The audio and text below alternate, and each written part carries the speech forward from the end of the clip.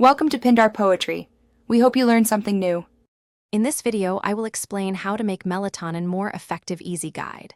Start by setting a regular sleep schedule and dimming lights an hour before bed, reduce screen brightness and use warm lighting, and keep daytime light exposure bright to anchor your circadian rhythm.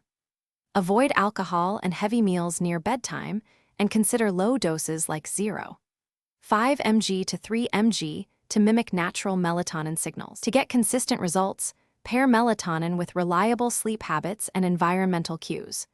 Wind down for 30 to 60 minutes with calming activities like reading or stretching, and avoid stimulants such as caffeine after noon. Cool your bedroom to a comfortable temperature and limit noise, as both support deeper sleep. Track effects for 2 weeks to find the best timing and dose that fits your routine and sensitivity. Timing is key.